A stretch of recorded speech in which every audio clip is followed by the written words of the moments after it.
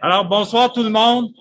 Au nom de Pierre Lavallée, notre animateur régional qui est présentement sur le chemin portugais, je vous souhaite la bienvenue à cette présentation, notre première de la saison d'automne. J'en profite pour vous annoncer notre marche à la Forêt-Noire. J'en profite pour saluer un hospitalier qui est à Conques, qui s'est levé à 4 heures ou 3 heures à son heure pour pouvoir profiter de cette présentation d'un pèlerin émérite, mon ami Charles Pelletier. Charles va nous parler du chemin de Tours, un chemin méconnu, mais qui gagne à être qui gagne à être connu, et Charles va nous le faire connaître. Alors, sans plus tarder, bienvenue à tous, où que vous soyez au Québec ou en France. La parole est à Charles. Merci beaucoup. Voilà, c'est parti. On a voulu s'installer. Ça fait partie de démarrer une soirée, je pense. Des petits problèmes techniques comme ça. Donc, ce soir, je vais vous parler du chemin de Tours. Ça s'appelle aussi la voie de Tours ou le chemin de Paris. C'est rare qu'on entende parler du chemin de Paris. Et puis, Via Turonensis, c'est la façon que les Romains appelaient les chemins, comme la plupart des autres chemins. Les 4 chemins principaux en France ont des noms en via. Donc, une alternative et un ajout intéressant. L'idée que j'avais en inscrivant cette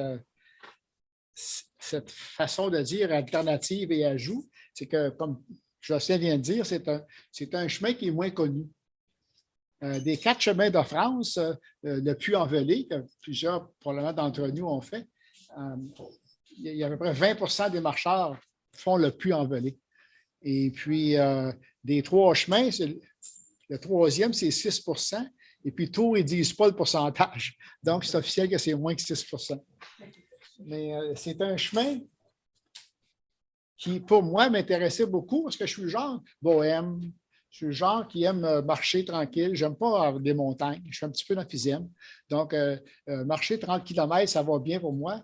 Mais monter, ça me fait moins bien. Donc, le chemin de Tours répondait à ce besoin. Et puis, on est chanceux, on a des choix. Une petite danse, on continue. Je vais vous présenter moi-même mon expérience. Donc, comme Jocelyn a dit, j'ai... Oh, parce qu'il chante, lui. On va le laisser chanter. En 2005, j'ai fait le chemin des sanctuaires Outaouais-Montréal. Oh, excusez-moi, c'est le chemin des Outaouais aujourd'hui. Et puis, j'ai monté le chemin ou aidé Rodolphe à monter le chemin. En 2007, je suis devenu membre de l'association. Puis j'ai rénové jusqu'en 2010. En 2010, je suis commencé à l'apnée du sommeil. Puis je pensais que ma vie de pèlerin était finie. Et puis, mais par contre, ça a continué plus tard.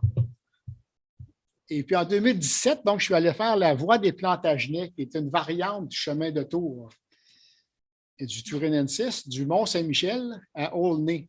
Puis ensuite de ça, à Aulnay, on rejoint le chemin de Tours. On va le voir tantôt. Puis ensuite de ça, j'ai continué jusqu'à Bordeaux. Et puis en 2018, je suis parti de Bordeaux. Je suis allé jusqu'à Saint-Jean-Pied-de-Port. Puis ensuite de ça, j'ai continué le Camino jusqu'à Santiago. Il y a une partie que je n'ai pas faite, je vais vous le dire tantôt. Il y a une partie de séjour que j'ai sauté. On va vous expliquer pourquoi. Et puis, après ça, en 2019, j'ai planifié d'aller faire Paris-Aulnay. J'ai eu un petit accident, donc c'est pour ça que ça reste planifié. C'est encore planifié, j'espère que je devrais y aller. Et puis, en 2021, mais non, il y a eu la COVID, donc c'est en 2022 je suis allé. J'ai été fait le printemps passé, le chemin de Porto à Santiago. Et puis encore là, j'avais planifié faire le chemin des Anglais, qui était une semaine. Puis j'ai eu des problèmes d'ampoule, donc, et puis je suis revenu voir mon épouse. Donc, je vous souhaite une bonne soirée. J'ai donc 2 Compostela à mon actif. La Compostela rouge, c'est en 2010. C'est la Compostela qu'on a à Compostelle comme telle. Et pour les années 5, cette année, c'est une année 5, il y a une petite boîte bleue. Et 3 € pareil, c'est le même prix. OK. Puis là, j'avais commencé avec des statistiques. À un moment donné, j'entendais parler de Compostelle, du nombre de personnes. J'ai dit, ça n'a pas de bon sens. À un moment donné, il n'y aura plus de place, on ne pourra plus y aller. Ça fait qu'en 88, où ça a vraiment commencé à déborder, les gens commençaient à s'intéresser à Compostelle, dans l'ère moderne, si on veut, il y a 3500 marcheurs. Et puis en 2019, 347 000, c'est 100 fois plus. Ça veut dire qu'il y a encore de la place. Lorsque je suis allé à Porto ce printemps, c'est plein de gîtes, 9. Les Espagnols, les Portugais, les Français nous attendent parce qu'on est payant. En moyenne, un pèlerin passe 28 jours sur le chemin et dépense 35 €. Et puis, il y en a 350 000. Donc, c'est important pour l'économie. Ils vont nous attendre, ils vont nous recevoir.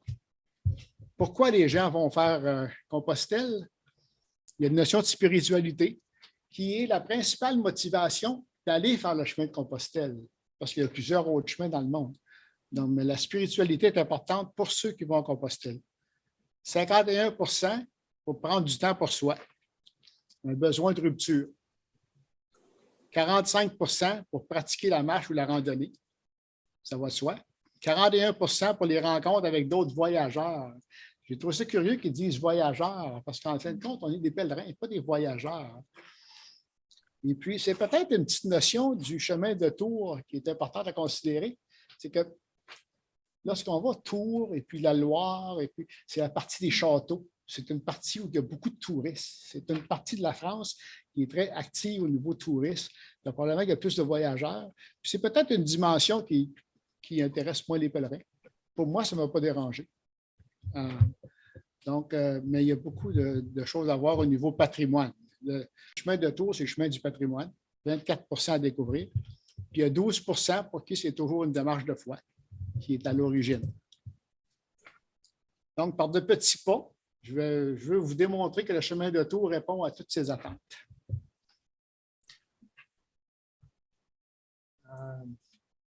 La notion de spiritualité, qui n'est pas la foi ni la religion, vient rejoindre notre intériorité. Puis, je lisais dans Sciences humaines, un monsieur, Axel Kahn, c'est un scientifique, il est ex-président de l'Université de Montréal, l'Université de Paris, excusez-moi. Mais l'idée, c'est que ce monsieur-là a marché les chemins souvent. Il est allé marcher souvent.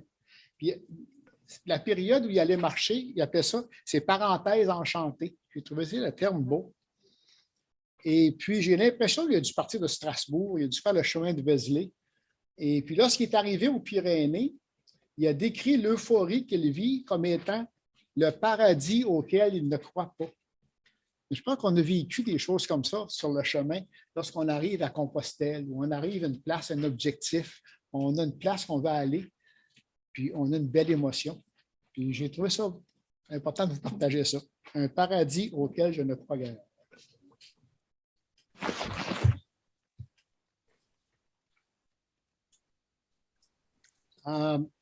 Ici, donc, on parle de la tour Saint-Jacques à Paris. C'est que au début, dans les années, au début des pèlerinages à Compostelle, les gens se réunissaient à Paris, qui venaient de tous les pays alentours, et puis à l'église Saint-Jacques de la Boucherie. Et puis l'église a brûlé, il reste seulement la tour aujourd'hui.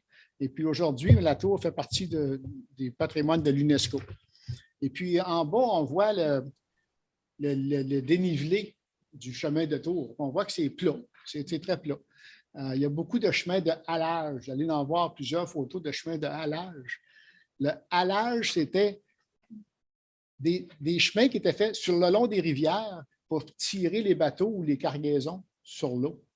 Donc, c'est officiel qu'il n'y a pas grand dénivelé. Ça va bien pour marcher.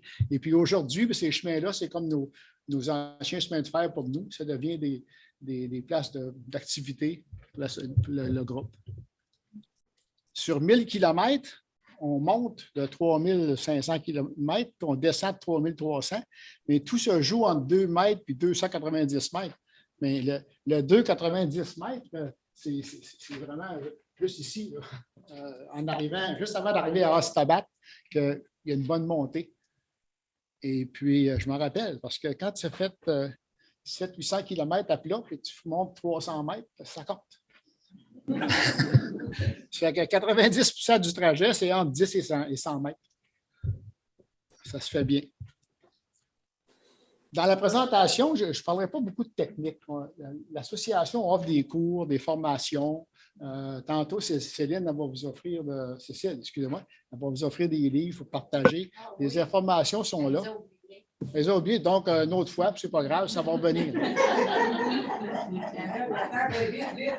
Vous reviendrez. Donc,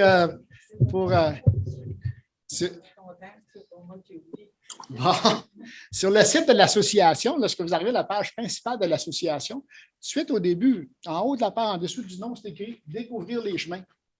Lorsque vous cliquez sur « Découvrir les chemins », hop, voilà, j'ai découvert quelque chose, moi.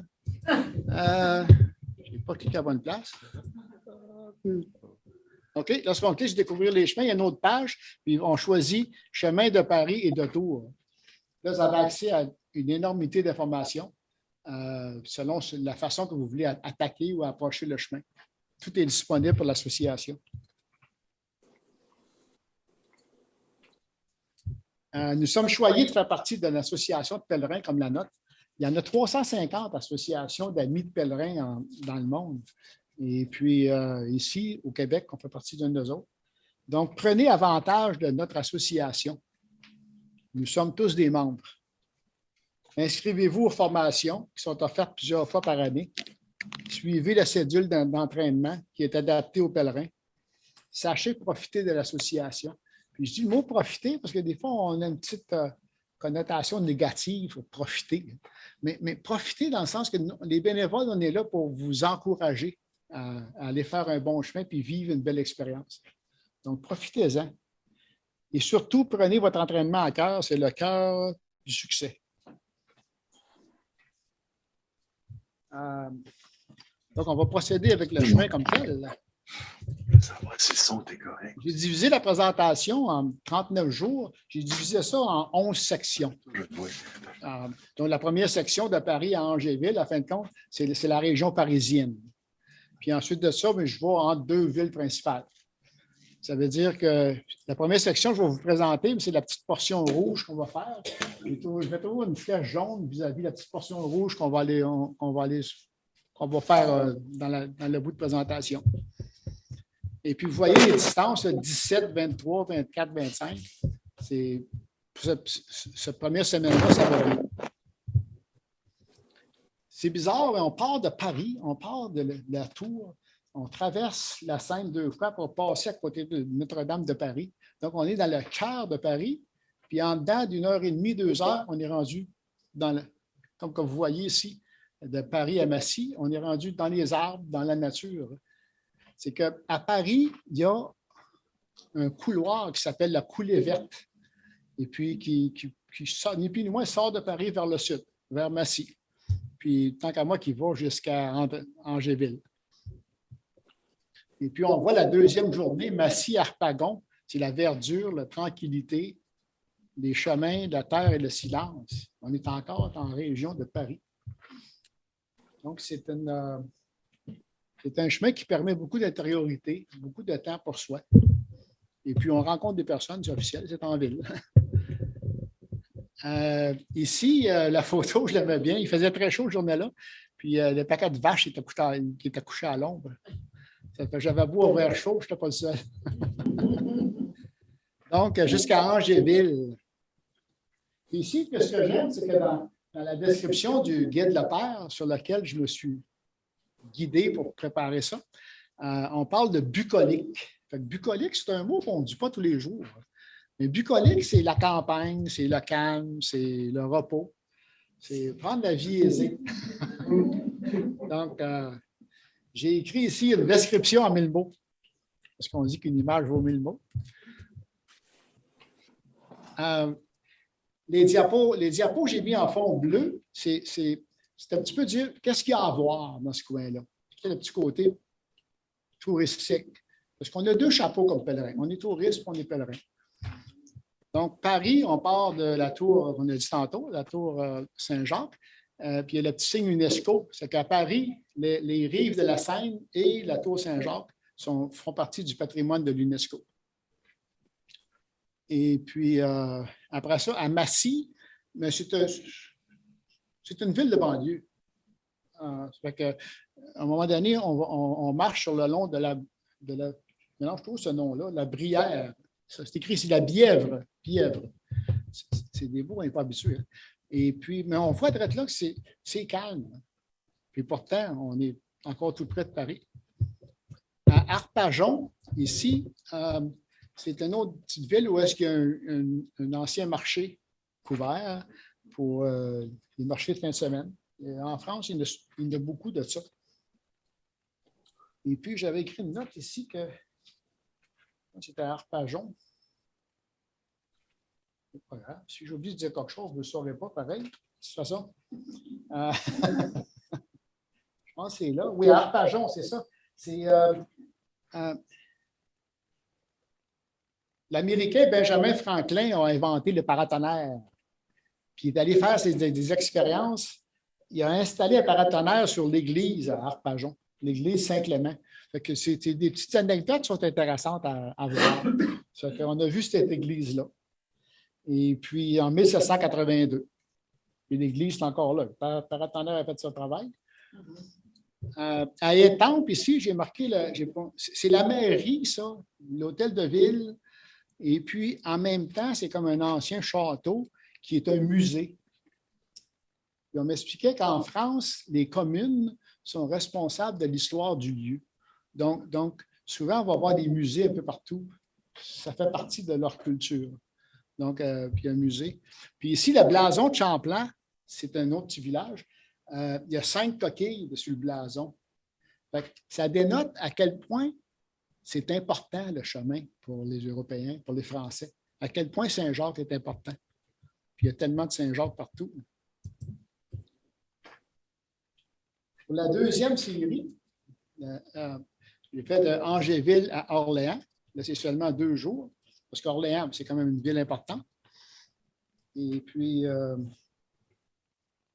mais Orléans, c'est 120 000 habitants. La plupart des villes, c'est des 800 000.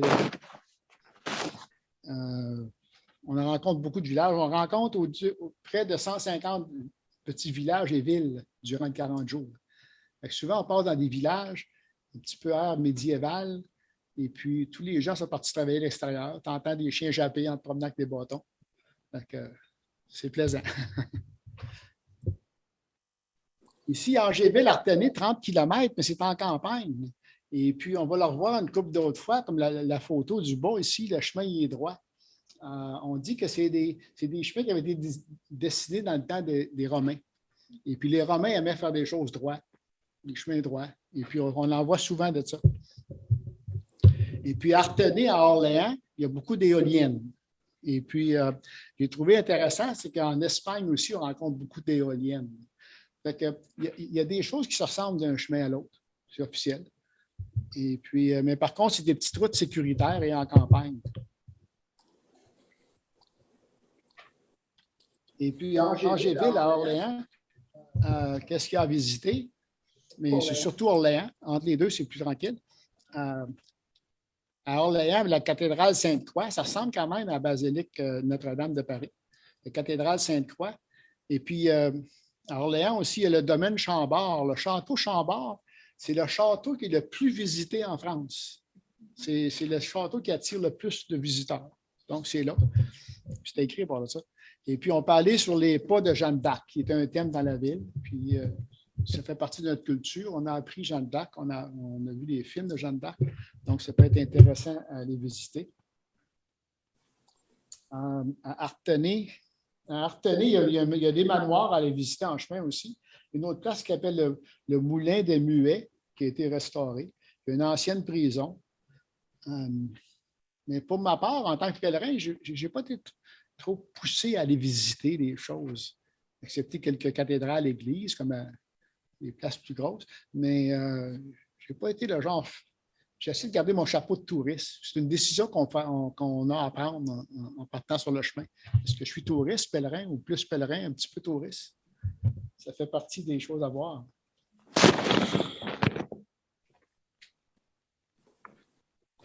Ensuite de ça, on va procéder à d'autres séries. De Orléans à Blois. qui vont être 3 jours. Je n'ai pas mis tellement de photos. J'ai regardé les photos, puis ça ressemble. Il y a des photos que j'ai posées, mais poser un champ, que le champ soit proche de Paris ou que soit proche de Tours, c'est un champ. Mais vous comprenez le message que je veux dire, c'est que c'est un pèlerinage de 1000 kilomètres qui est paisible, qui est quand même relativement facile, mais on va vivre tout ce qu'on a vu comme pèlerin, dans le sens de pèleriner, rencontrer des gens. On va voir des personnes avec qui j'ai marché tantôt. Et puis, on en vivre qu'est-ce qu'il y en est. Une petite chose qu'il faut considérer aussi, après Blois surtout, c'est que des fois, les villages, c'est des 4, 5, 600, 200 habitants. Donc, ce n'est pas de service. Un petit peu comme au Manitoba, en Saskatchewan, c'est écrit « no service ». Ça fait qu'il faut prévoir d'amener son lunch, son dîner, ou son déjeuner, qu'on dit en France. Là. Donc, il faut penser à ça, prévoir son eau puis prévoir son alimentation. Un peu plus que le Camino français, mais il y a des vendeurs à tous les 500 mètres. Il n'y a pas de problème. Mais ça, c'est une considération. Ça fait partie du petit défi du pèlerin. Orléans à Beaugency, mais encore là, ça en est un chemin de halage. On voit la rivière à côté. Et puis, le chemin qui est très droit à côté, qui suit la rivière, sur lequel ils pouvaient tirer des charges dans le temps. De Beaugency à Sèvres, c'est aussi marqué très facile, le chemin de halage, c'est ça. Beaucoup d'ombre, c'est ça. Beaugency à Sèvres, que c'est intéressant, il y a beaucoup d'ombre. On voit sur la photo ici, c'est des châtaignes. Je n'avais pas vu ça, c'est des espèces de petits oursons. Puis à l'intérieur de ça, il y a un noix. C'est des choses qu'on a à découvrir. Des fois, il y a des choses qu'on connaît, mais qu'on les voit en tel que c'est la réalité. Ici, le coucher de soleil sur la Loire. Et puis encore là, les chemins très droits, plus parmi les arbres ici. C'est le même genre que la veille, c'est plaisant et calme. Charles, oui. Tu marchais beaucoup au soleil quand tu marches? Il y a beaucoup d'ombre. Oui, on est souvent dans des arbres, souvent dans les... oui, et puis, comme ici, on voit il y a beaucoup d'arbres aussi alentour. Je me rappelle pas avoir eu chaud. Puis j'aime pas la chaleur. Je ne me rappelle pas avoir souffert que j'ai eu trop chaud ou j'avais trop de soleil. J'avais mon petit chapeau de pèlerin et puis ça a bien été. C'est le fun. Je rencontre des Français. À un moment donné, je marchais avec mes bâtons. Puis la dame a dit mais vous ne marchez pas en marche nordique? Je dis oui, marche nordique. Ah, ben non, c'est pas comme ça que ça se fait. Mais c'est tellement plaisant, ça fait partie de leur caractère. Ah, c'est toujours comme ça. Ben oui, ben oui. Ils n'ont pas de gêne. Ben, Jean-François me contait que dans un restaurant, il y avait un couple, puis il y avait un petit garçon de 4 ans, peut-être 4-5 ans, qui mangeait sa soupe. Et puis Jean-François, il dit tu l'aimes ta soupe dans ta bol? Le petit, il dit, c'est pas un bol, ça, c'est une assiette creuse. mais si on va en France sans accepter ça, ça ne marchera pas. Il faut l'accepter. Ah, c'est dans leur ADN. Ça fait partie de leur culture. C'est plaisant. À dire un bon mot, j'ai dit que quelque chose était dispendieux. Mais là, aujourd'hui, je sais la différence entre dispendieux et cher. Je l'ai appris. Dispendieux, ça l'amène une dépense. Cher, c'est fini. Tu as payé, bonjour. De Orléans à Blois, c'est 2 jours, ça. À Meux-sur-Loire, il y a un endroit que j'ai pris une photo, mais c'est le château des évêques. C'est intéressant. On a vu ça aussi en Espagne, à Astorga, je pense, qu'il y a le palais de l'évêque. Fait que, on voit que l'Église, à un moment donné, c'était très puissant. J'ai quelques amis qui sont évêques et ils n'ont pas de château. Puis ça fait partie de la réalité d'aujourd'hui. Les choses ont changé. Fait que voici ce chemin, beaucoup d'ombre, assez varié, plaisant, calme, la première partie de Beaugency à Sèvres, à Suède. Et puis, ici, à Beaugency, il y a une abbatiale. D'après moi, abbatiale, c'est pour les moniales, les femmes. Puis l'autre, il y a une abbaye, c'est pour plus les moines. Et puis, il y a l'église. C'est tout ensemble, sur cette photo-là, les trois endroits. Et puis maintenant, on va aller de Blois à Tours. Le Blois à Tours, on va rencontrer 11 villes ou villages durant ce parcours-là. Je ne l'ai pas dit pour les autres. On dit que le premier 2/3, on va faire ce petit bout-là, c'est ça.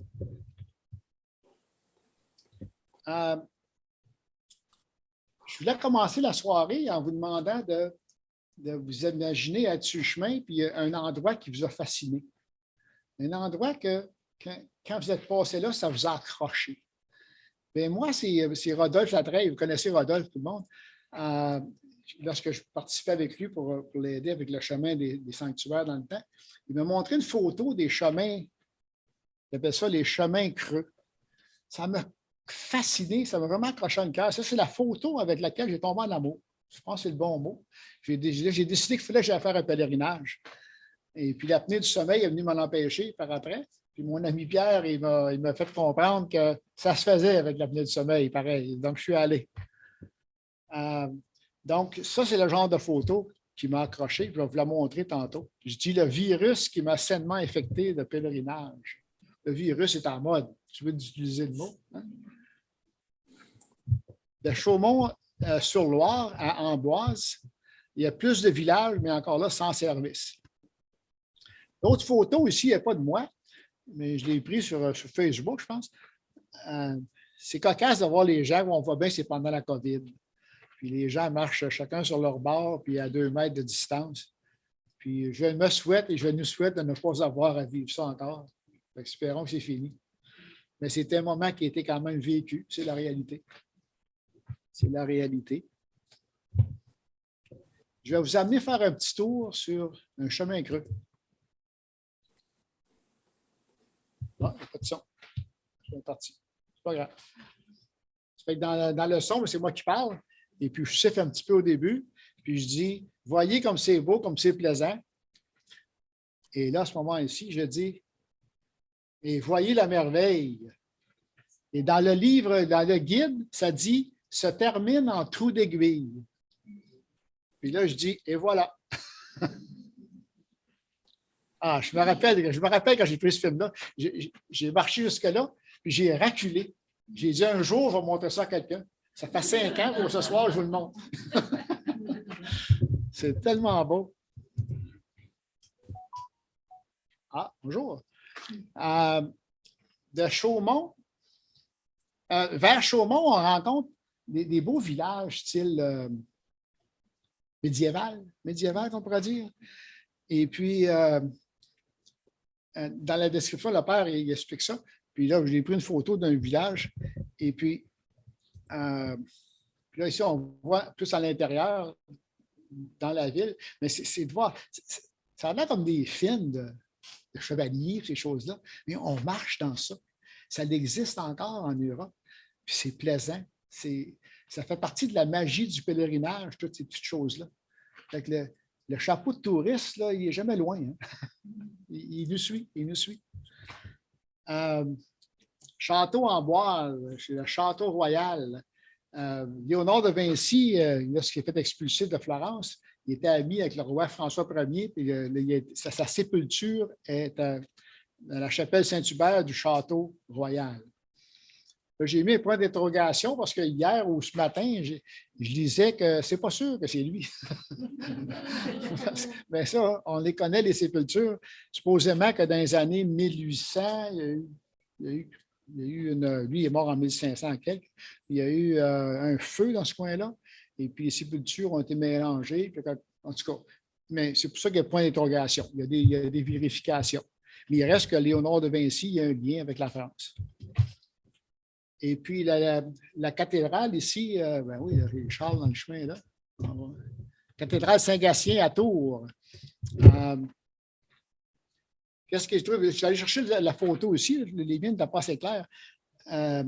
C'est voir le découpage la qualité. Puis qu'est-ce que ça dit, ça, lorsqu'on est devant je ne sais pas, à Milan ou à Notre-Dame de Paris ou n'importe quelle de ces grandes cathédrales-là, c'est que les gens y ont cru, les gens ont embarqué, la société a embarqué, ils ont construit ces belles places-là qu'on peut visiter aujourd'hui et puis qui sont encore debout, Dieu merci.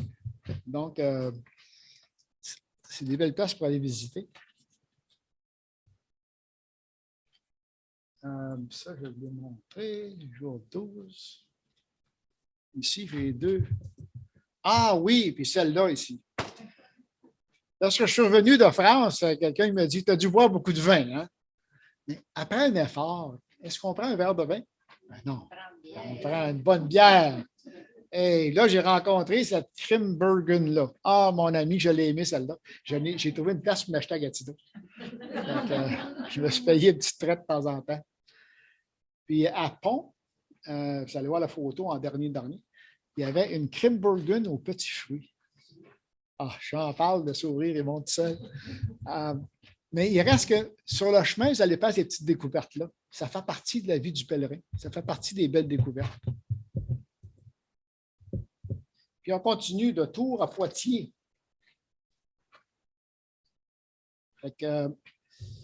Encore là, c'est ce petit bout-là. J'ai mis 5 jours. Parce qu'entre Tours et Poitiers, mais il y a quelque chose comme. Parce qu'il y a plusieurs petites villes. C'est une ville de 800 habitants, une ville de 2800, une ville de 6500. 1100, c'est que 600. Il y a beaucoup de petits villages, de petites villes qu'on traverse. Mais entre les deux, j'ai tout mis ça ensemble. De Tours à Sorigny, 26 km, on est dans la forêt de l'Arcé. Bon, là, je trouve que ça ressemble à ce qu'on vit dans le parc de Gatineau ici. Un membre d'association, M. Bernier, Claude Bernier, non, j'ai oublié son prénom, qui a fait des films, ça, de Compostelle. Et puis, lui, il dit, à un moment donné, le paysage a peu d'importance. Puis je pense que c'est un petit peu un message qui est important à comprendre là-dedans. Que j'aille marcher le Camino français ou que j'aille marcher Vézelay ou Plantagenet, c'est qu'à un moment donné, on marche, on est bien, on veut marcher et puis on rencontre toutes sortes de choses. De Sorigny à Sainte-Maure, là, on est vraiment dans la forêt. Ça fait, on continue notre forêt de l'Arcé. Puis il y a des champs d'oiseaux. Et puis, de Sainte-Maure à Les Ormes, c'est un chemin plutôt de bitume, mais c'est bien banalisé. Ouais. Puis là, c'est écrit bucolique. Rappelez-vous, c'est quoi bucolique? C'est bien balisé, c'est ça que j'ai dit? Banalisé. Banalisé, OK. La fourche malanguée. C'est bien balisé, excusez-la. Est-ce que vous vous rappelez ce que bucolique veut dire? Hein? Donc, vous allez voir, je l'ai fait au moins 2 fois à me reposer. Et puis là, j'ai rajouté une petite note. Hein. Je réservais les gîtes la veille ou le matin. Puis, je n'avais pas besoin de courir. Je profitais du chemin, de ce qu'il avait à m'offrir. Je vous disais tantôt, je suis plus bohème. C'est la dimension que j'ai trouvée plus difficile du Camino français. Puis, c'est mon impression à moi. J'ai aimé le faire. Je suis content. Alléluia, c'est fait. Mais c'est plus mon style, ça. Je pense ça, moi, là. Donc, bonjour. Et puis, on voit à l'arrière que le chemin est un petit peu asphalté. Là. Et puis, comme à côté de la table de pique-nique. Puis, de Tours à Poitiers encore, c'était 5 jours. Fait un parcours toujours bucolique et court. Et puis, chemin de campagne et en droite ligne. De Châtellerault à... Je n'ai pas pensé à ça qui a fait mon portrait, là. Châtellerault à Poitiers. Excusez-moi, mais c'est écrit bucolique.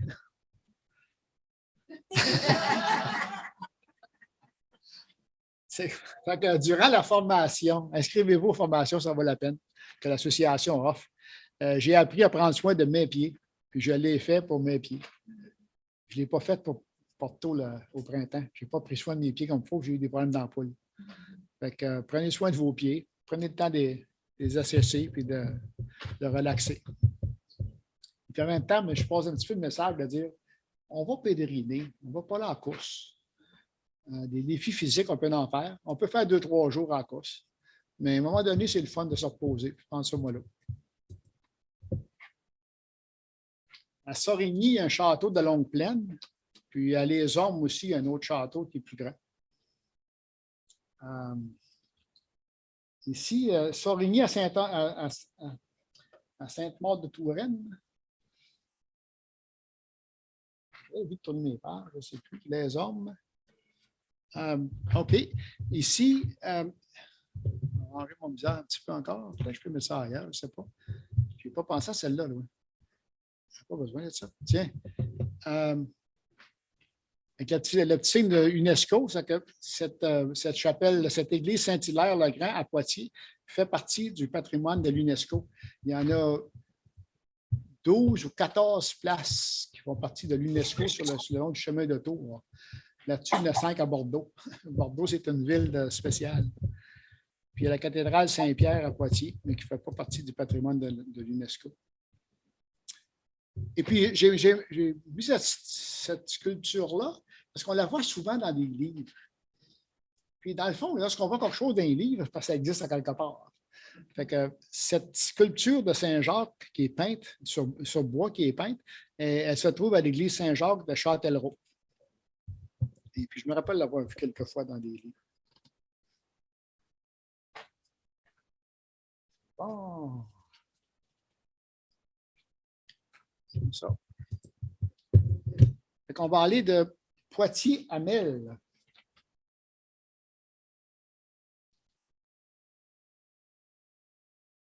Ça, j'ai écrit une petite phrase d'un autre. La destination est un prétexte. C'est le pèlerinage, le voyage qui compte. C'est Claude Bernier, c'est bien Claude qui nous dit ça. Il nous dit que le paysage devient secondaire. De Poitiers.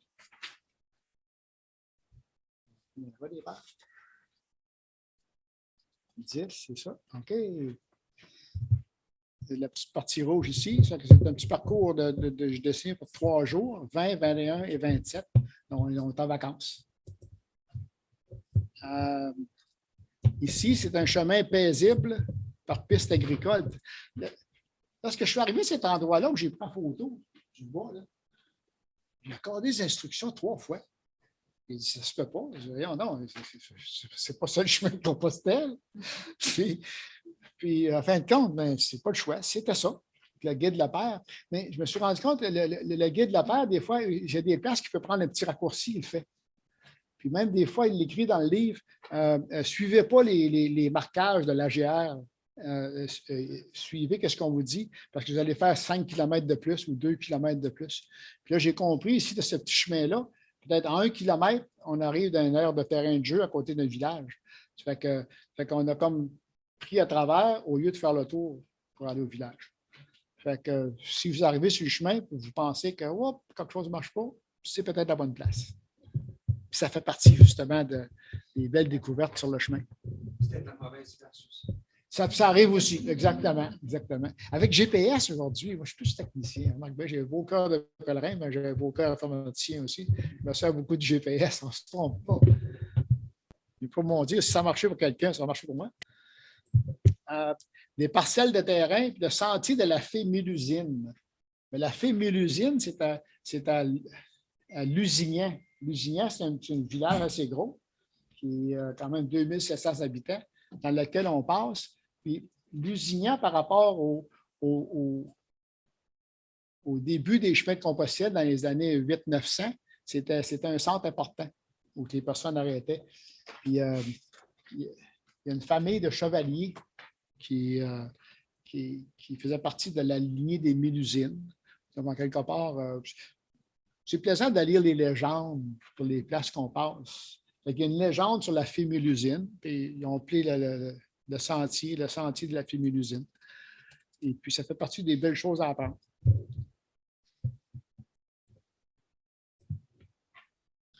Et puis, de Saint-Sauvant à Melle,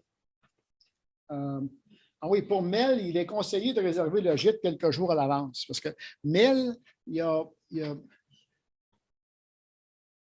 c'est que le chemin de Tours ou le chemin de Puy-en-Velay ou Vézelay, c'est comme les chemins principaux. Mais c'est comme des rivières principales où d'autres chemins viennent abreuver ces chemins-là. Fait que Mel, il y en a 2 ou 3 chemins secondaires qui arrivent là. Fait que c'est possible que la journée où vous arrivez, le gîte est de la place pour 6 personnes, puis c'est plein. Donc, on conseille, dans le guide, on conseille de réserver à l'avance. Je me rappelle, à Sainte, j'avais réservé à l'avance, puis j'étais bien content. J'étais bien content. Donc, une autre fois, prévoir sa nourriture, c'est peut-être le petit côté, la perfection n'existe pas. C'est le petit côté du chemin de tour où est-ce que, malgré qu'on est dans le grenier, le chemin de tour le long de la Loire, ça s'appelle le grenier de la France. Donc, c'est vraiment la place où est-ce qu'il y a le plus de culture, le plus de production agricole. Mais comme pèlerin, il faut prévoir notre manger.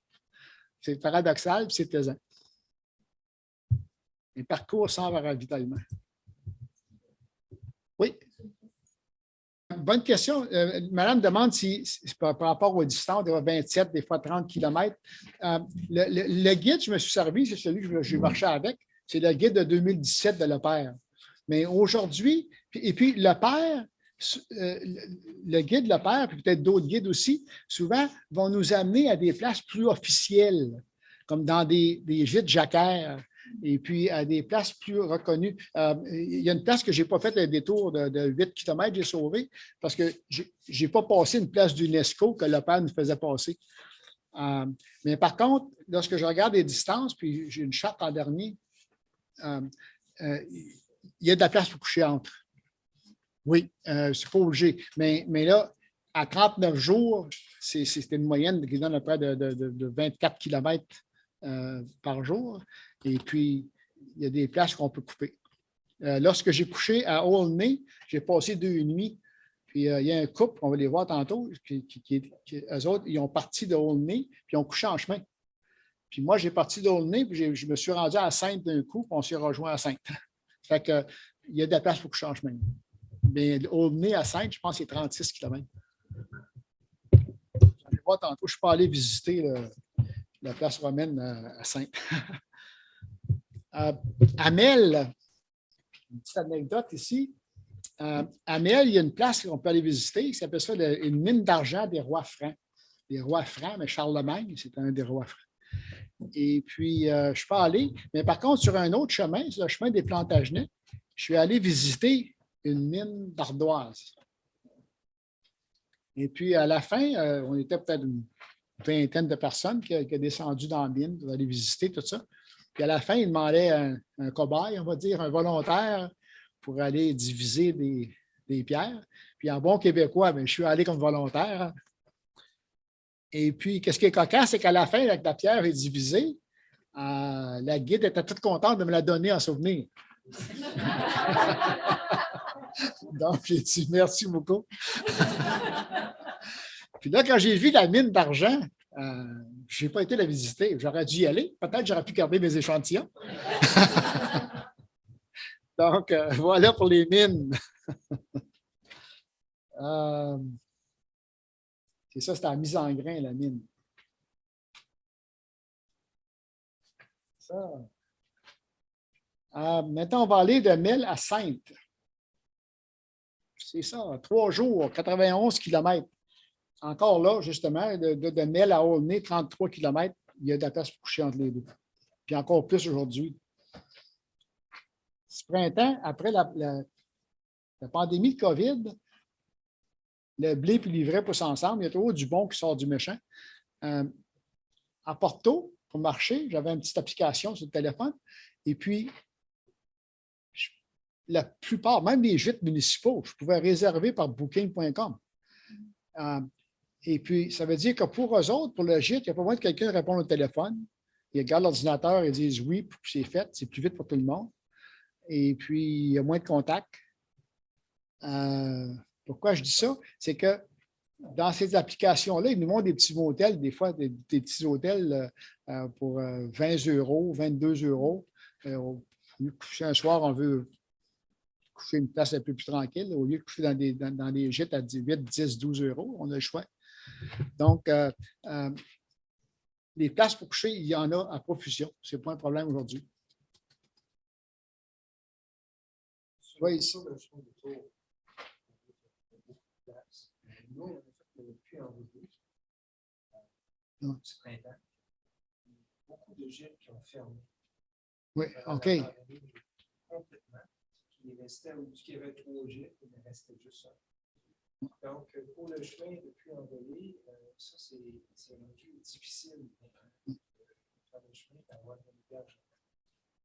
Les Français aussi, ils réservent toute l'avance. Ben, avec les applications, c'est plus facile. Ils réservent d'avance. C'est très difficile après ça.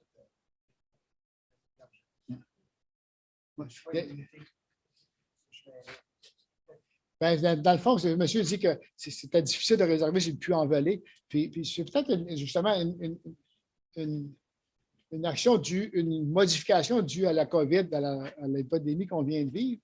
Mais moi, j'ai l'impression que, comme au début, je disais, il y a tellement de personnes qui marchent, puis en général, les pèlerins passent 28 jours, puis ils dépensent 35 € par jour. Ils veulent nous avoir. Pour moi, je pense que cette année, c'est pas placé. Mais j'ai l'impression de donner leur un an. Là. À Porto, là, ces chemins de Porto qu'on possède, c'était tous des gîtes neufs, c'était la construction. Ça fait qu'il y avait des places qui faisaient des voies neuves. Donc, j'ai l'impression que ça va se replacer. Espérons. Pour les futurs. Oui, ça. Compostelos. Justement, les compostelos. De Mel-à-Sainte. C'est ça, OK. De Mel à Aulnay. Ici, j'ai mis cette photo-là parce qu'ils disent que c'est un chemin de halage. Puis en 2017, je l'ai vu. En France, il y a un problème avec le manque d'eau. Il y a de l'ensablement, tout ça. Ça veut dire, ici, c'est un chemin de halage, mais il n'y a pas d'eau, là. Il ne peut pas tirer un bateau là-dedans. Ça veut dire qu'en quelque part, à un moment donné, aujourd'hui, ce n'est pas envisageable qu'ils ont tiré un bateau sur ça. Là. Donc, ça veut dire que comment que l'eau est baissée. Après Angers, on traverse, il y a 3 ponts. Il y a 3 bras de la Loire. Et puis, la Loire, c'était comme un fleuve. Là. Il y en avait de l'eau. Là. Et puis aujourd'hui, il y a seulement le 3e pont qui a de l'eau en dessous. Les 2 autres, c'est un champ.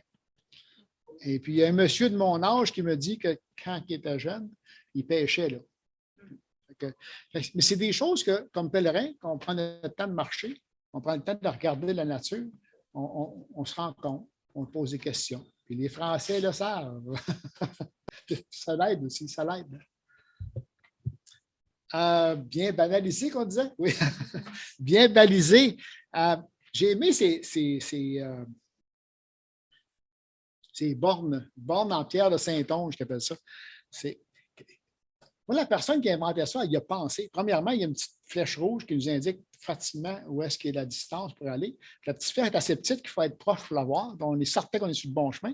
Puis, des fois, on marche, puis les lacets, ils se détachent un peu. C'est juste la bonne hauteur pour mettre son soulier. Quelque part, il y a quelqu'un qui a pensé pratique pour les pèlerins. Ça se peut. La photo ici à côté, c'est Saint-Jean d'Angeli à Sainte. Je me rappelle quand je suis parti de Saint-Jean d'Angeli le matin de bonne heure, puis c'était à 36 km, je suis parti tôt, et puis avec ma lampe frontale. Mais quand je suis arrivé à ce place-là, le champ de vigne, il allait un peu en baissant, puis il y avait le village plus loin.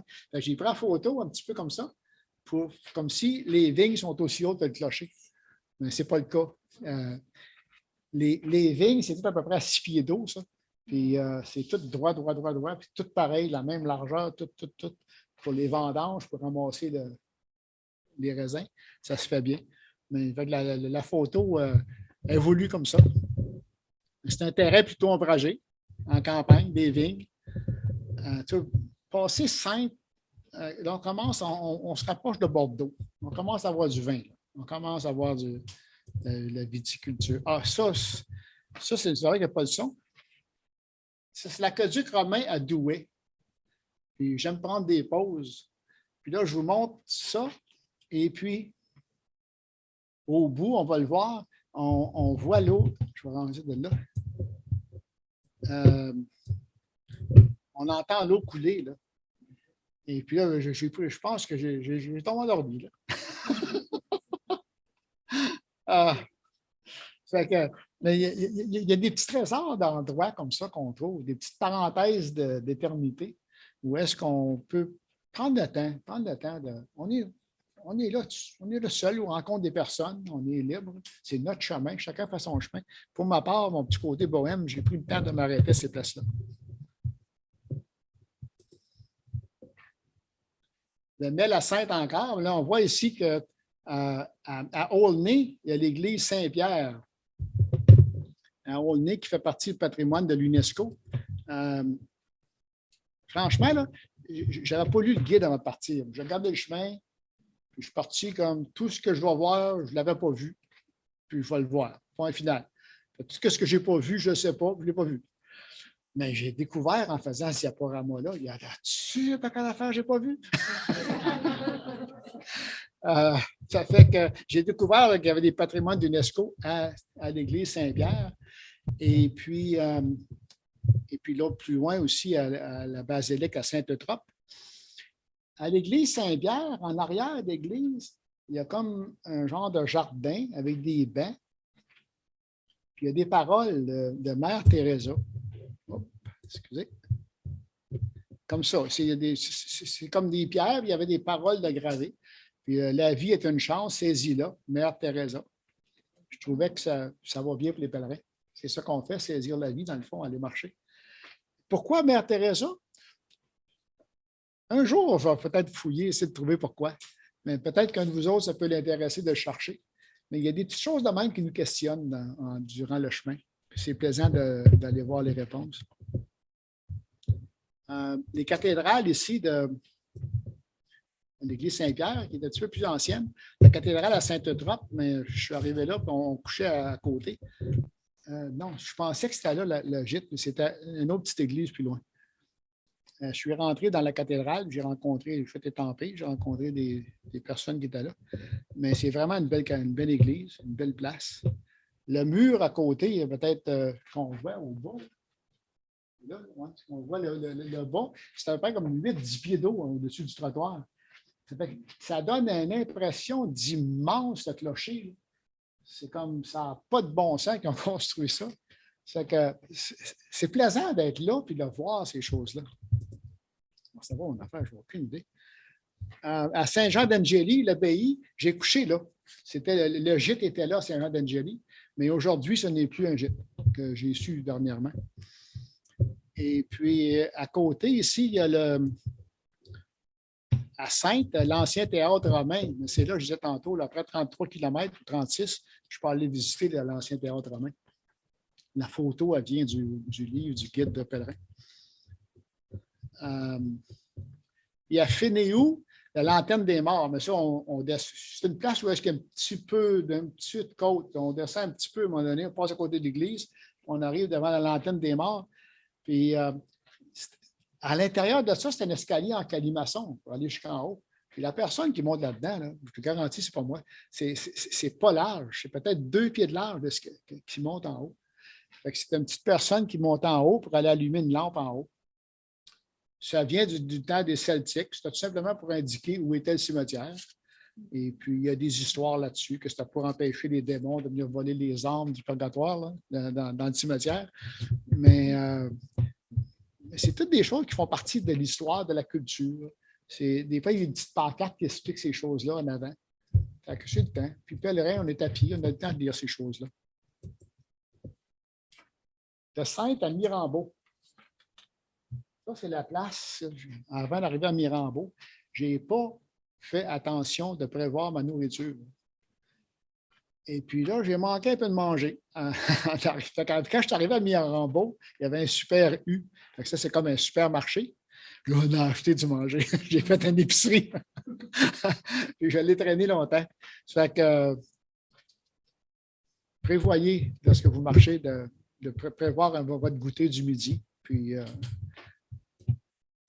faire ce qu'il y en est.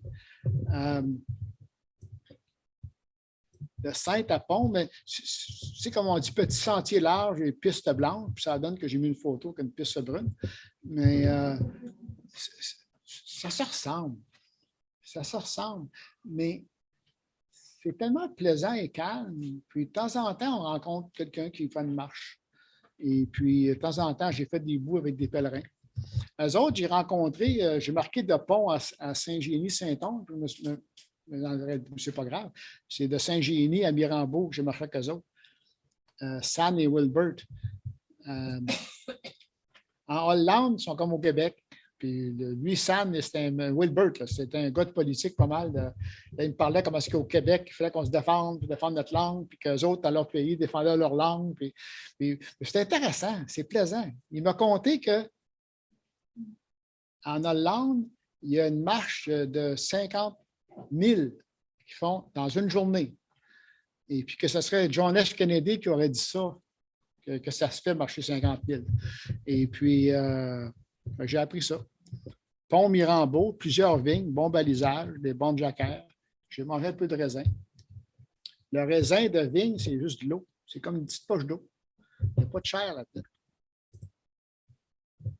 Ah oui, en traversant les vignes, souvent, dans quelques régions, ils savent que des pèlerins et des marcheurs passent par là, ils mettent comme des quiz. Et puis, on est en France, mais c'est toujours bilingue. Le français, l'anglais est très présent en France. Et puis, comme ça, là, découvrir les 3 façons de déguster le vin. C'est enrichissant de voir ces choses-là. Qu'est-ce qu'il y a à voir? En arrivant à Pont, ici, je n'ai pas écrit en haut, là, mais le donjon ici, c'est à Pont. Puis en haut du donjon, il y a un musée. C'est un musée qui prend peut-être une demi-heure, 3/4 d'heure à visiter. C'est le fun de voir comment les chevaliers, comment ces personnes-là vivaient dans le temps dans les châteaux. C'est bien expliqué. Pont, c'est une ville où est-ce que le pèlerin est vraiment aimé. Je me suis senti accueilli à Pont. À un moment donné, quelqu'un klaxonne, il envoie la main. C'est une belle ville pour ça. Et puis, au rond-point, avant d'arriver à l'hôpital des pèlerins, où est-ce qu'on voit le signe qui fait partie de l'UNESCO, il y a comme Saint-Jacques avec 4 autres pèlerins dans le rond-point. Puis, c'est statues grandeur nature. J'ai des photos comme un Wi-Fi, un Trudeau, posé avec Saint-Jacques. Donc, c'est une ville de très pèlerine. Et puis, à l'hôpital du pèlerin, c'est un endroit qui... On a le gîte à même l'hôpital. Le gîte était juste avant le rond-point. On rentrait dans un petit appartement. C'était vraiment bien installé. Vraiment bien. Bernard et son épouse, avec qui j'ai marché, eux autres, je les ai... Hop, pas là, attends une minute. Là. Oui, comment je fais pour enlever ça, ici? OK. Avant d'arriver à Pont, il y avait une halte jacquère. Et puis, qu'est-ce qui est intéressant ici, je ne sais pas s'il y en a beaucoup de vous autres, quand ils veulent donner la direction à quelqu'un qui lève le bras gauche, donner la direction, c'est rare. Mais ici, Saint-Jacques, il lève le bras gauche. Puis là, Bernard, il tient la main, mais en réalité, c'est Saint-Jacques qui pointe de même. Il pointe avec le bras gauche parce que c'est par là, Pont. Puis c'est écrit, il donne la direction où s'en aller. Mais quelqu'un a pensé à ça. C'est qu'on arrive à ce petit gîte-là, le chemin descend un petit peu, puis on rentre au gîte. C'est possible qu'en partant, on se trompe de côté. Donc, quelqu'un a pensé à ça. C'est intéressant. De Mirambeau à Bordeaux. Non, c'est ça. OK. Mirambeau à Bordeaux. La 13e fois. On va avancer un peu. Je ne sais pas comment on est dans le temps. À peu près 1 heure. Mirambeau, le gîte, là, c'était Guy. Guy qui venait, il commençait à prendre le gîte. Probablement que si vous y allez, puis c'est M. Guy qui s'occupe du gîte, c'était vraiment une belle place. J'ai vraiment aimé cette place-là. Au niveau paysage, mais encore là, c'est des vignes, c'est des places de pommiers. Fait que j'ai posé des bouteilles de vin. Ça fait que ici, c'est un petit village, il y avait cette grosse bouteille de vin-là. Donc, il y a quelqu'un qui m'a photographié, c'est officiel. On arrive à un rond-point, puis la pancarte ici qui dit château, château, château, là, il y en avait 5 pancartes comme ça. Ça fait que c'est des châteaux partout. Mais vous savez, c'est quoi un château par rapport à la vigne? Le château, c'est tout simplement une place où est-ce qu'ils produisent le vin. Ça veut dire que le domaine, il y a des vignes, puis ils ramassent le raisin pour produire du vin, puis ils produisent le vin, puis ils l'embouteillent. Donc, c'est une usine, une manufacture, une shop où est-ce qu'ils embouteillent le vin, puis ils appellent ça un château. Moi, je pensais que c'était plein de châteaux, ça n'a pas de bon sens. Et puis, là, on prend le traversier. Là encore, là, il y a une variante. On peut soit prendre le traversier pour revenir par le côté sud de la Gironde ou continuer, puis contourner pour arriver à Bordeaux pour une autre façon. Nous autres, on a traversé. On a traversé. Ah oui, là, qui a pris la photo? C'est Alexandra. C'est une infirmière de La Rochelle avec qui j'ai marché de Mirambeau à Bordeaux. Alexandra est infirmière dans une place qui s'occupe des adultes déficients. Puis moi, j'ai un fils de 43 ans aujourd'hui qui est autiste. On a partagé des choses. Elle m'a expliqué des choses, j'ai expliqué des choses, puis ça a été plaisant. Ça fait partie de l'enrichissement du pèlerinage. Puis j'ai rencontré du monde du Québec à part de ça, à Bordeaux. Fait que tu vas te faire passer la photo, tu as rapporté sur. J'ai rencontré Claudette, puis j'ai écrit dans mes notes ici, grâce à l'hospitalier. C'est que lorsque je me suis inscrit, l'hospitalier, il dit Gatineau, Québec. Il dit il y avait quelqu'un hier de Gatineau, Québec. Puis il y avait le numéro de téléphone de Claudette. Ça fait que je l'ai rejoint, puis j'ai eu on dit-tu souper ou dîner? Entre nous autres, on peut dire souper. OK, on a soupé ensemble. Ça fait qu'avec son conjoint, Luc, ça fait que ça a été plaisant. Un petit cadeau du chemin. Là, j'ai pris une photo de Bordeaux, là, un petit peu à l'avance, mais qu'est-ce qu'il y a à voir dans ce coin-là? La citadelle de Blaye. En 2017, ça ne disait pas que ça faisait partie du patrimoine de l'UNESCO, mais aujourd'hui, ça fait partie. C'est vraiment une belle place à visiter. C'est un ancien château fort. Et puis, on a passé une bonne heure et demie là. Et puis, à Bordeaux, il y en a comme je disais, 5 places. La basilique Saint-Seurin, quelqu'un me dit que c'était la basilique internationale des pèlerins. Mais j'ai trouvé aucune référence à ça. C'est un Français qui me l'a dit, ça devrait être vrai. Merci beaucoup. Non, mais il reste qu'ils sont renseignés pareil. Donc, ça devrait être vrai. La cathédrale Saint-André, il y a eu des mariages royaux. C'est vraiment chic et beau. C'est une belle cathédrale. Et puis, Saint-Michel à côté. Lorsque tu arrives à Bordeaux, tu vois un clocher, c'est le clocher Saint-Michel. On m'a expliqué que le clocher est tellement gros à côté de la cathédrale que le clocher est construit, je pense, c'est 30 mètres ou 25 mètres en avant de la cathédrale, parce que le sol n'aurait pas pu porter les deux. Là, je ne suis pas ingénieur, là, mais c'est ce qu'on m'a expliqué. Donc, mais c'est vraiment un immense clocher, c'est vraiment haut. À Bordeaux, là, on voit le clocher de Saint-Michel. Et puis ici, le port de Lune. Quelqu'un m'a parlé de l'UNESCO et de Lune, je ne comprenais pas. Mais là, j'ai vu la photo, c'est que c'est vraiment le croissant que tout le centre de Porto fait, qui s'appelle Port de Lune. Et puis, la petite flèche orange que j'ai mise, ça pointe vers la place de la Bourse. Et puis, l'affaire d'eau, là. Le miroir d'eau en face de la place de la Bourse. Ça, c'est vraiment le cœur du cœur de Bordeaux. C'est le centre de Bordeaux. La petite flèche bleue à côté, c'est la maison du pèlerin. C'est là qu'on va coucher. On est direct dans Porto même. Ça fait partie de petits cadeaux du chemin. Aller louer une chambre d'hôtel, ça coûterait peut-être plus que 10 €. Et puis, donc, c'est un peu pour montrer ça. La dame ici, c'est Ghislaine. Ghislaine a fait partie du groupe Bordeaux-Compostelle, l'association Bordeaux-Compostelle.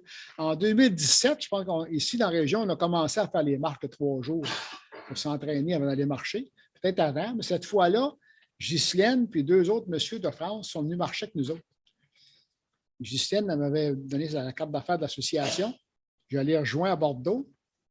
Elle me fait visiter Bordeaux, les places principales dans Bordeaux. Et puis, je suis allé marcher avec eux autres. Je suis allé marcher le samedi matin avec l'association, leur marche de la semaine, du samedi. J'ai rencontré les personnes. Ça a été vraiment plaisant.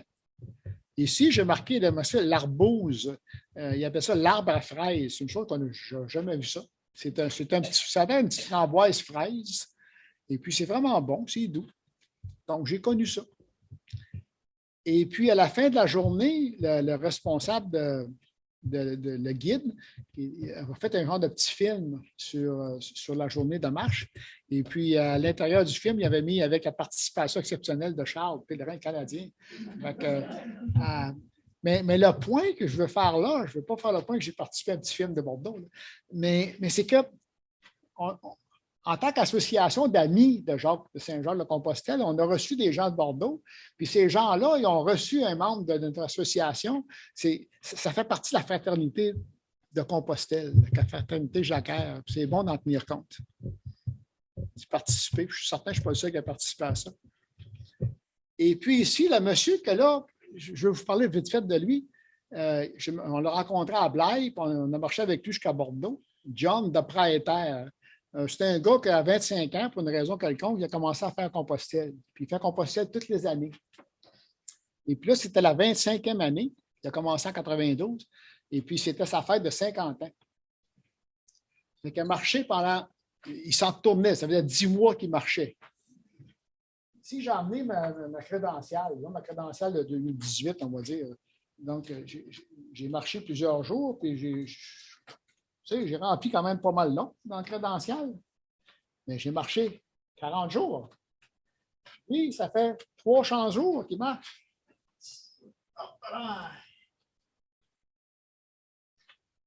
Pouvez-vous imaginer sa crédentiale? Hein?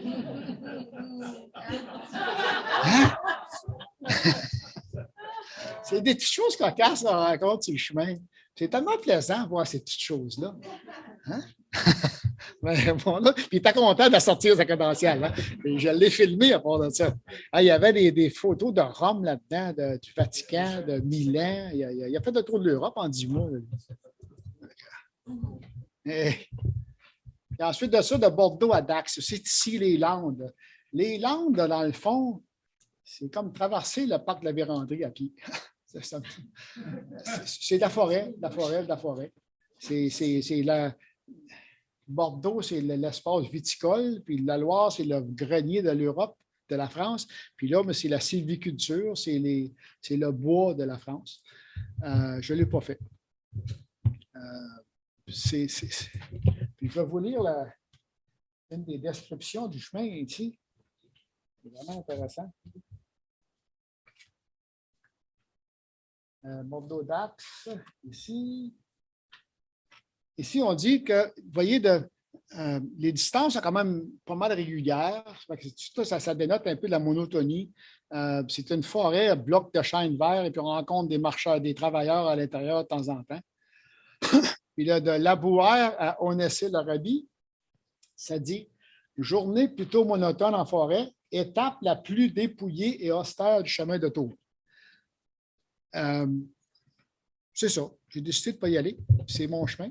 Si vous décidez d'y aller, mais je vais vous en parler un peu. J'ai ramassé des informations. Ça ici, à Cardignan, à Gradignan, c'est en banlieue de Bordeaux. C'est la première place en sortant de Bordeaux qu'on va coucher. Puis il y a un beau pèlerin qui est là en statue. Là. Et puis ici, vous avez vu l'eau couler tantôt. Là. C'est que ça, c'est à Dax. C'est là que les bains thermales ont été inventés, ont débuté. Et puis la légende, on dit que c'est à cause d'un soldat et son chien. Le plus drôle, c'est que le légionnaire romain et son chien, il y avait des rhumatismes. Puis il voulait noyer son chien. Donc, il a jeté le chien dans l'Ado, la rivière, puis à un endroit où est-ce qu'il y avait de la boue, puis il y avait de l'eau chaude.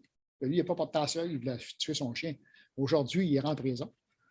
Et puis, lorsqu'il est revenu de son petit voyage de soldat, le chien était vivant, était tout content de le revoir. Puis voilà, il a retrouvé ce qui se passe. Et puis, c'est là que le thermalisme est né. Donc, mais à Dax, ça veut dire que lorsqu'on arrive là, il y a beaucoup de places qui offrent de faire des bains chauds, puis il y a beaucoup de places qui offrent des choses de massage. Je suis allé, comme j'ai mangé de la pieuvre à Mélide en Espagne, que j'ai mangé les piments de Padron, on voyage, on profite des choses de la place. Donc, c'est ça pour mon monsieur de Dax. Et puis ensuite de ça, de Dax à Saint-Jean-Pied-de-Port, 4 jours. C'est ici là, que nous autres, j'ai passé par Cagnotte et Arancourt. Et puis, mais dans le guide, entre Arancourt et Saint-Jean-Pied-de-Port, il passait par une autre petite ville, on va dire le nom tantôt, là, Saint-Jean de quelque chose. Et puis, donc, j'ai sauvé 8 km, 8 ou 9 km. Ça, en partant de Dax, un peu plus loin, avant Cagnotte, je trouvais beau cette photo-là. C'est l'automne, c'était fin septembre, mi-septembre. Ouais, mi-septembre. Puis, il y a vraiment des beaux paysages. C'est le temps de la floraison, c'est le temps des vendanges. C'est beau se promener là. Et puis ici, j'ai rencontré Thomas et Mélanie. Mélanie, quand je suis arrivé à Cagnotte, elle est venue coucher au même gîte que moi, du gîte municipal. Et puis, on a rencontré Thomas le lendemain. Lui, il est avec sa tante. Puis, on a couché à Rancourt. Et puis, fait que Thomas et Mélanie, j'ai marché avec eux autres jusqu'à Zoubiri à peu près. Donc, un coup rendu sur le Camino français. On a marché un bout de temps ensemble. Ça a été plaisant. Ici, entre Arancourt et Ostabat, 26 km, on arrive à la stèle de Gibraltar. Ce qui est important de cette stèle-là, c'est que les 3 des chemins se rencontrent là. La voie de Tours, la voie du Puy, puis la voie de Vézelay. Et puis ça commence à monter. Là, ça commence à monter. Là. Ça commence à être plus... préparez-vous pour Roncevaux. On dit qu'à partir de la stèle de Gibraltar, aller jusqu'à Punta l'Arenas en Espagne, où est-ce que l'autre chemin Arles, le chemin d'Arles vient rejoindre, le 4e chemin vient rejoindre là, le Camino français commence là. En pratique, ce n'est pas ça que ce qu'on on figure que le chemin de français commence à Saint-Jean-Pied-de-Port, mais en réalité, c'est à Punta l'Arenas. Puis de la stèle de Gibraltar à aller à Punta l'Arenas, le chemin s'appelle le Navarro, le Via Navarro. Et puis, mais ce n'est pas tellement connu, mais c'est la réalité. Là, ici, regardez bien ça. La photo, elle monte lentement. On commence à prendre des côtes. Et puis, en arrivant en haut, ici, il y a un petit plat, puis il y a un genre de monument qu'on appelle le reflet du ciel. C'est comme 2 grands poteaux noirs. Là. Puis on a gagné le ciel. Ça commence le chemin. Puis on voit aussi le gîte où j'ai couché, donc on voit qu'on est dans les montagnes.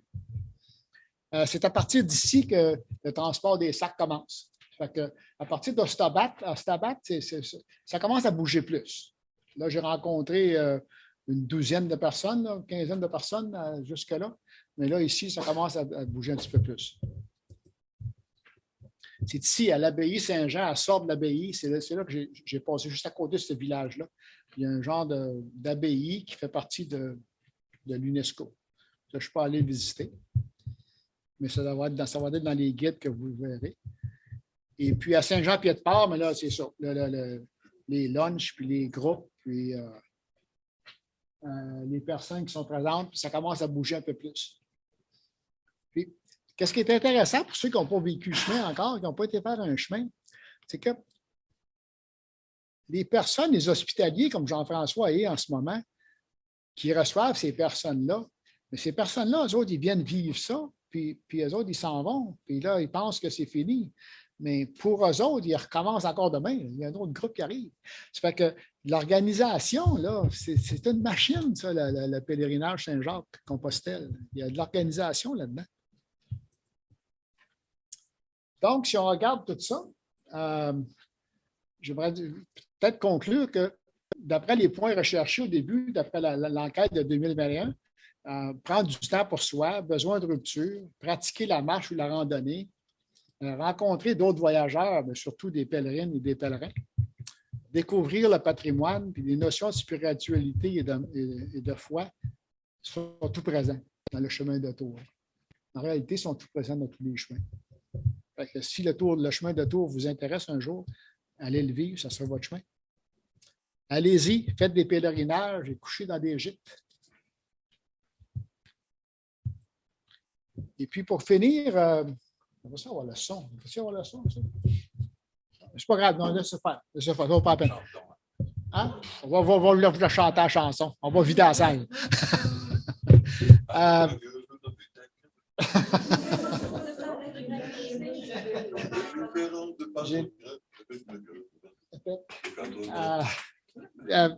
2000, j'avais 17-18 ans quand j'ai connu Georges Moustaki, le METEC. Puis, en quelque part, des fois, quand je pense pèlerin, je pense que c'est ça qui m'a parti. Le METEC, c'est un sans-papier qui vivait dans une ville en Grèce. Le juif errant, mais c'est un mythe d'une personne qui ne peut pas mourir, qui il n'a pas perdu la vie, il a perdu la mort. Donc, il est condamné à vivre pour l'éternité, puis il se promène partout, un juif errant. Puis le pâtre grec, mais c'est celui qui vit entre la ville et la montagne. Il garde des moutons. Puis les cheveux aux 80, mais il y a comme des airs de pèlerin là-dedans. Il y a quelque chose de pèlerin. Et puis, des fois, je me demande si au dernier couplet, je dis, le METEC, ça va vivre ses chemins de Compostelle. C'est parce que le dernier couplet, il dit, et nous ferons de chaque jour toute une éternité d'amour. Et puis, je pense que c'est avec ce petit sentiment-là qu'on vient. Donc, je suppose d'avoir les METEC qui chantent, là. Et puis, je fais rouler plusieurs photos.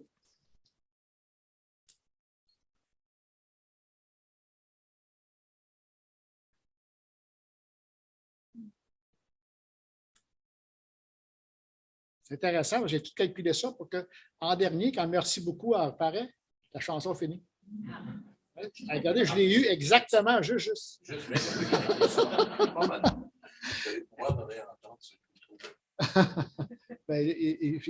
son, il sera sur YouTube? C'est pas grave. La photo ici est prise en Pampelune. Ça fait qu'à fin de compte, si on revient au chemin de Navarro, c'est qu'à partir de la stèle, les trois chemins ensemble s'en vont à Punta l'Arena. Puis Pampelune, il est sur le chemin de Navarro. Ce n'est pas encore le français. En pratique, on dit le français. C'est pas encore le français. Fait que, en technique, on est encore sur le chemin de Tours. Mais en pratique, ce n'est pas sûr, c'est vrai. Donc, c'est ça. Merci beaucoup pour.